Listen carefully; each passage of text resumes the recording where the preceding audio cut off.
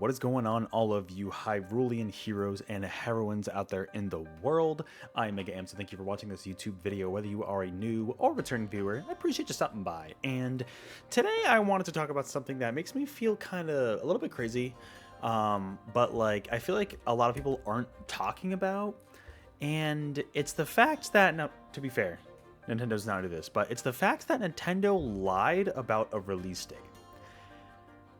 And I want to talk about this a little bit. They've done stuff like this before, but I'm genuinely curious as to the reasoning why. So I kind of want to just like take a little bit of a dive. This is going to be more of a theoretical video provided with some evidence that we have and kind of talk into why Hyrule Warriors Age of Imprisonment may have been moved up in release date. So when this game was announced back in the Switch 2 presentation of April 2025, this game was announced. We saw footage of Zelda, of course, with Rauru and Sonia from Tears of the Kingdom. In that timeline, talking about the story leading into the Tears of the Kingdom. We know this is a canonical tale, unlike supposedly what Age of Calamity did, where that was more of like a what if scenario.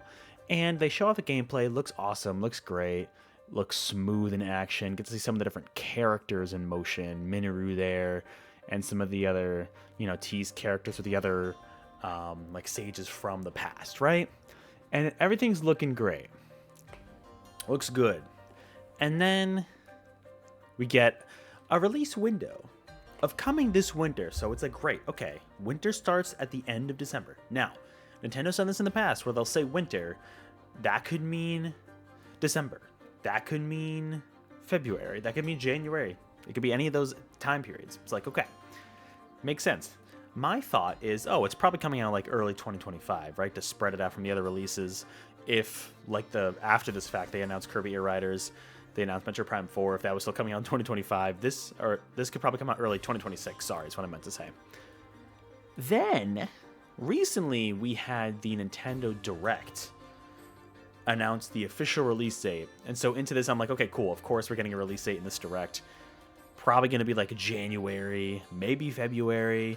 Considering they say winter, usually when companies will say something like that, usually, not always, but typically that means they're going to release near the end of that window, but they're giving themselves some leeway. I had a video actually a couple months ago talking about this where my reasoning for them giving the winter just general time frame for this game is the fact that, oh, in case we need to like make room for Metroid Prime 4, depending on what month that drops in, we could be flexible with the release date. And they hadn't said anything about Kirby Air Riders release date, so I'm like, okay, they're trying to be flexible. And to be fair, we're going to talk about this in a little bit, but I still think Prime 4 has something to do with this. But it's like, okay, they're giving a general window to keep it flexible. And, I'm sure, if they say coming this winter, I'm like, okay. More likely than not, it's going to be in the later half of that window. Like I said, early January, maybe February of 2026, right? Great, good stuff. Then they announced it's coming out in November 6th. Nintendo newsflash, that is not even close to winter. You could have said holiday, and then I would be slightly inclined to believe you, because for those of you who pay attention to the gaming industry, at least in the US, there seems to be some sort of notion that November is the holiday season, right? It's really just the holiday time for gaming. It's like Black Friday, Cyber Monday, and the perfect time to buy games for people in your life that really want games, because they're usually marked down a little bit, or people are just out buying games and systems as it is. So really, end of November is like the holiday season for games. Of course, then you come into the holiday. I mean, there's Thanksgiving, of course, but then you come into Christmas the following month, when a lot of these gifts that people buy during the holidays are gifted and given to the gift recipients. But no, they said winter, not holiday. If they said holiday, I'd believe this. This is not winter. This is the middle of fall. This is literally the middle of fall when this game is launching. And here's the thing. I'm not mad that this game is coming out early per se, but I'm like, Nintendo, you're cramming this game in a packed year. And it's like, yes, there's good and bad things to be said about having a lot of games available, especially for the Nintendo Switch 2. You want a big library of games, of course. And to be fair, this is coming out like, what, 2 weeks before Kirby Air Riders? Unless you're a hardcore Nintendo fan, there's probably not a lot of overlap there. That's valid. But as a hardcore Nintendo fan, I'm still like, bro, we could have waited. Clearly, I mean, the game's looked done for a while. It looks fantastic. It looks very smooth in motion. It is great to see. There's a lot of cool stuff going on with the different mechanics here. And I don't know, I'm very excited for it, but I was not prepared for it to be this early. So when I was reacting with, shout out to Jared, my IRL friend, during this direct, we're like, bro, what? Like, that's not November. And now he's mad because he was trying to wait to get a Switch 2 for Christmas, but this game's coming out a month and a half before, almost 2 months before Christmas. So now it's like, okay, if you were holding off, it's coming out very early. I'm honestly shocked that it's coming out that early, mainly because they gave us the window of winter, which could have been either 2025 or 2026, but they said, nope, we're cramming it into 2025, which people might say is a good thing. Honestly, like, ultimately, it's a good thing to fill out your release year with that kind of content. It's interesting because it almost felt like the first few months of launch didn't have a lot, but like starting with really Pokemon Legends ZA in October. From there, it's a couple weeks until this game. Then it's a couple weeks until Kirby Air Riders. Then it's a couple weeks until Metroid Prime 4. Like, pretty much every couple weeks, starting with Legends ZA, there's going to be a new big Nintendo release. And that's honestly, like, really, really cool. But then you look at the first few months or so, we had Mario Kart World, of course, that was big for them, and Dragon Drive. A month and a half later, you have Donkey Kong. Oh, wait, what am I saying? Dragon Drive is August. I'm thinking of Welcome Tour was at launch. Hence, and then September. Is there anything in September? Let me know in the comments below. Was there any big Nintendo release this month that I'm just forgetting? Yeah, it's very weird. And part of me wonders if, you know, they were saying winter originally because of Prime 4. I still think that was the case to make that release date flexible for, you know, to not completely overlap with Prime 4 and spread out their games, right? But to me, I'm like, they still could have totally launched this game in January. It's cool that it's coming sooner. It honestly is, and clearly it's done.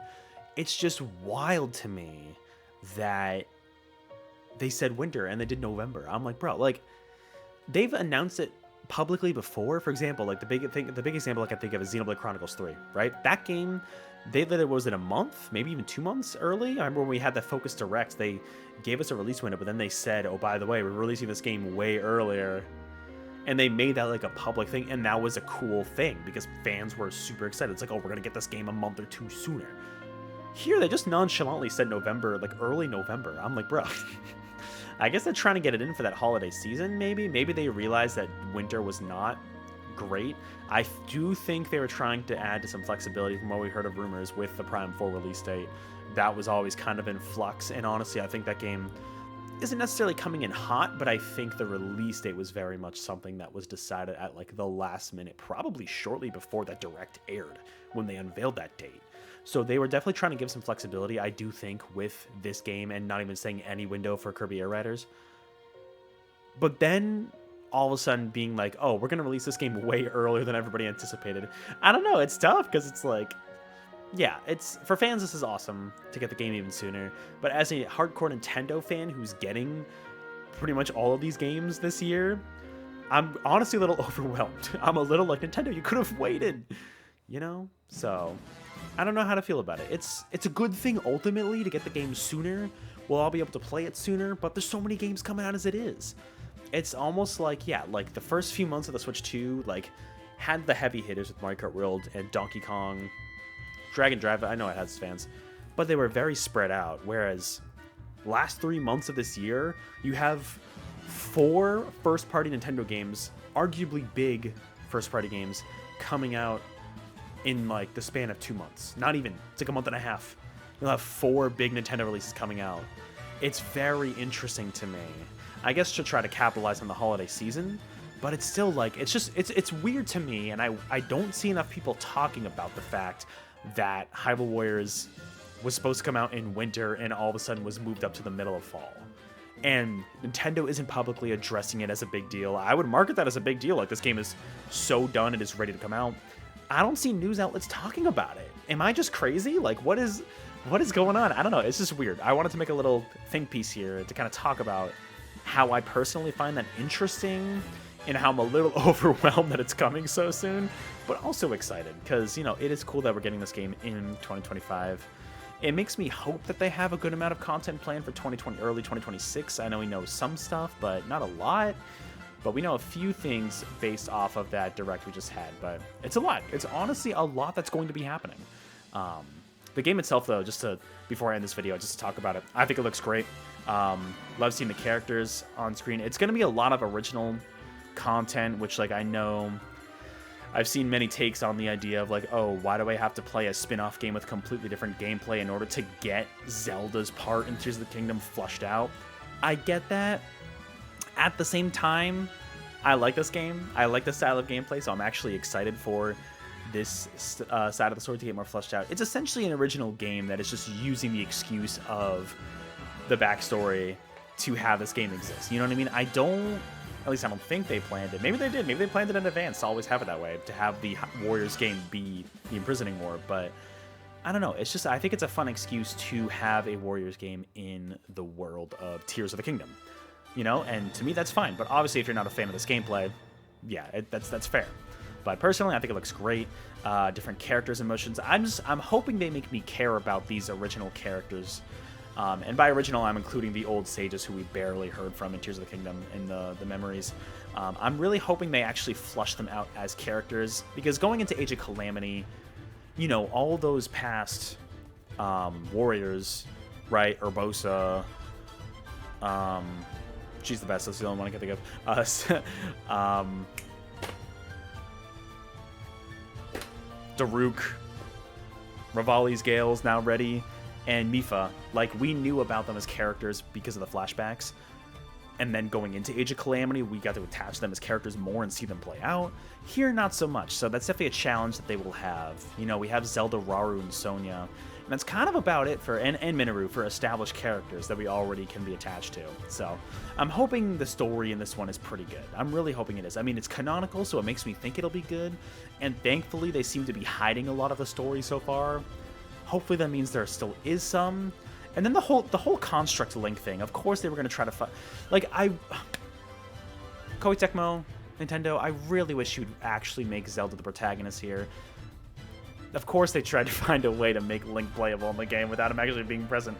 Like, bro, it's literally a Construct Link, so we'll see exactly how that takes shape in the game. But anyways, I'm a little baffled by this whole release date change on the back end that not enough people I feel like are talking about.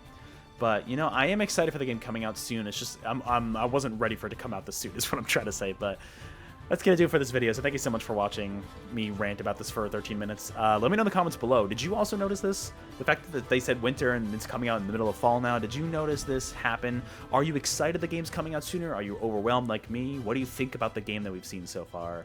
But with that, thank you so much for watching. I'll catch you all in the next video live stream, and get ready to enter the battlefield. I'll see you all out there.